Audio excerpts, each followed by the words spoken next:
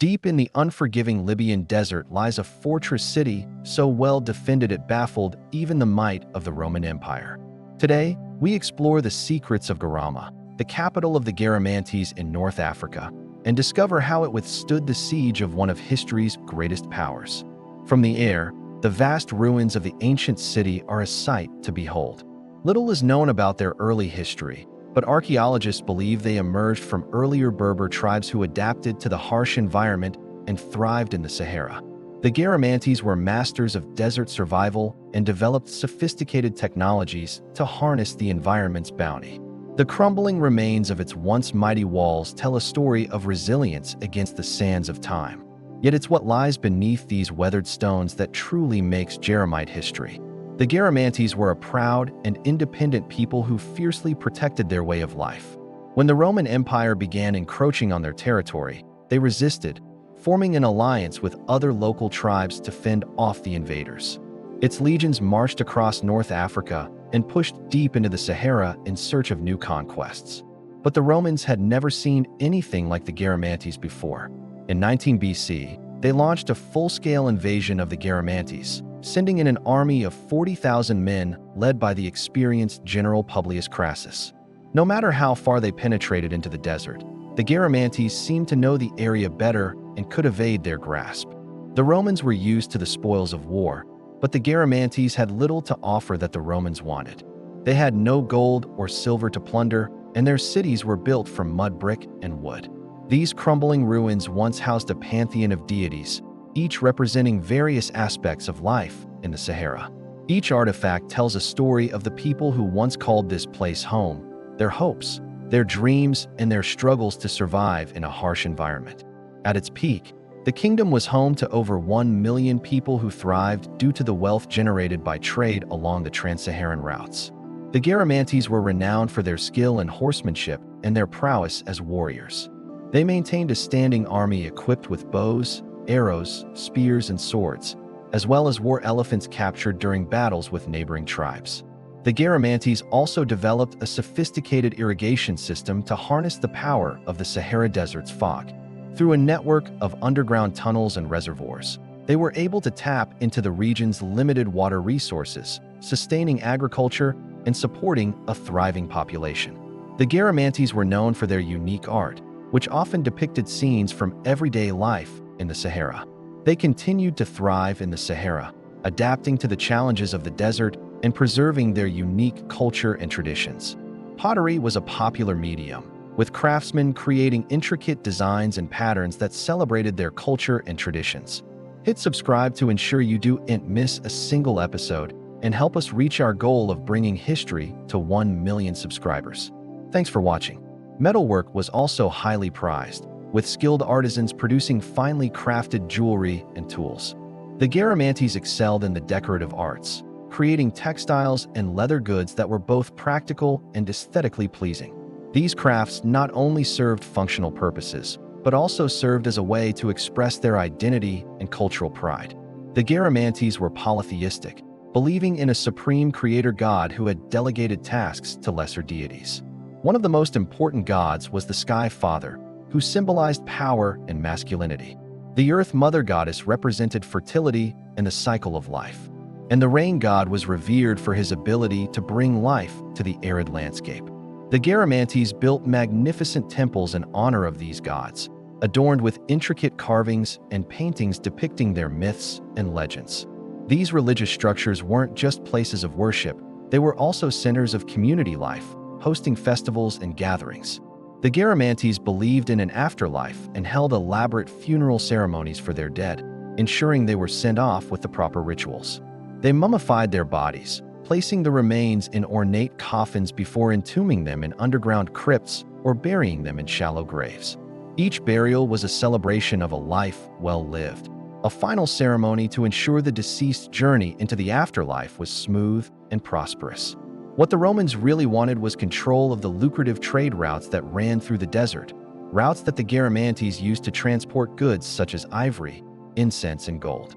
Once again, the Romans met with fierce resistance. The Garamantes used hit-and-run tactics to harass the Romans, and their elephants proved to be a formidable opponent.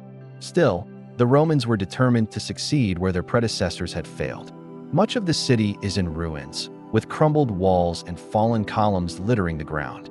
Yet amidst the decay, we can still glimpse the former glory of the city. We can imagine the bustling markets, the towering buildings, and the vibrant culture that once thrived here. They built forts and established supply lines deep in the desert, allowing them to push further than any Roman army had ever gone before. These desert nomads were unlike anyone they had ever faced. They were mounted on swift horses or riding on the backs of elephants, wielding long spears and bows and arrows with deadly accuracy. But their victory was costly, and they soon realized that the desert was no place for a foreign army to stay for long. The Romans withdrew to their bases on the Mediterranean coast, leaving the Garamantes to rule over their own land once more. Despite their defeat, the Garamantes had proven themselves to be a force to be reckoned with. The Romans had underestimated them and paid the price, suffering heavy losses in the process. As the Romans withdrew from the Sahara, they left behind a legacy of fear and respect for the mighty Garamantes. Their movements were swift and unpredictable, making them incredibly difficult to pin down. The Romans were used to fighting on open battlefields where they could use their superior numbers and discipline to wear down their opponents. But the Garamantes knew the desert like the back of their hand. They could vanish into the dunes as quickly as they appeared, leaving the Romans frustrated and exhausted. Despite being vastly outnumbered, the Garamantes fought bravely, using their knowledge of the desert to their advantage. They harassed the Romans, ambushing their supply lines and launching surprise attacks. But ultimately, the Romans' superior military technology and manpower proved too much to overcome. It was around 400 BC when the Greek historian Ptolemy first mentioned the Garamantes, a mysterious tribe dwelling deep within the Sahara Desert. And in the years that followed, the Roman Empire grew to dominate North Africa, incorporating the Garamantes into their vast domain. However, the resistance of the Garamantes left a lasting impression on the Romans, who would write about their fierce warriors and desert tactics for centuries too. Historian Ammianus Marcellinus described the Garamantes as a savage race, clad only in leather, armed with javelins and short swords, and excellent horsemen. The Romans had never encountered a people so perfectly adapted to their environment and so determined to protect it. One of the most impressive feats of Garamite engineering is the Fagara water system, a network of ingenious wells and massive stone towers that served as both homes for the elite and watchtowers to spot any approaching enemies. These buildings were often multi-story, featuring intricate designs and surprisingly spacious rooms. They lived in a harsh and unforgiving landscape, but their determination to overcome the odds led them to flourish. They created a society that was not only self-sufficient, but in many ways superior to its contemporaries. Channels and basins that captured moisture from the Atlantic Ocean and transported it over 60 miles to the heart of the Sahara. Scattered amongst the sand dunes are circular structures called fagaras, which were used to collect rainwater and funnel it into a series of underground channels that led to the oasis at Garamite. There, the water was stored in a massive basin before being distributed throughout the city via a network of aqueducts.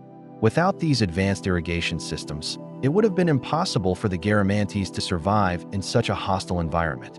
This provided a steady supply of water for crops and sustained the growth of their cities. But this is just a tiny part of what they built. As we fly over the ruins of Germa, you can see evidence of their mastery of the desert all around us. But their ingenuity didn't stop there. The Garamites were also skilled builders, constructing large buildings from sun-baked mud brick, yet despite their impressive achievements, the Garamantes remained largely unknown to the outside world until the arrival of the Romans. In 20 BC, after decades of fighting, the Garamantes were finally defeated by Roman general Publius Crassus. After the fall of Carthage, Rome found itself in control of much of the Mediterranean world. But the Romans were a persistent lot and soon returned to try again.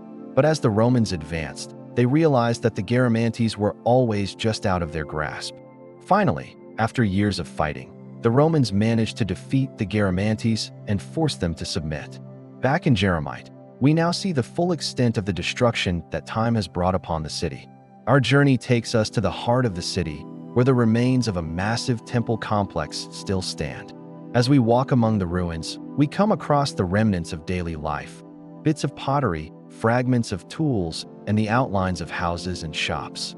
Their empire spanned over 100,000 square miles, encompassing parts of modern-day Libya, Chad, and Niger. And so it is clear that despite their eventual submission, the Garamantes never truly bowed to the might of the Roman Empire. So what will we talk about next? Who will we look at? And what great stories do they have to tell? You decide.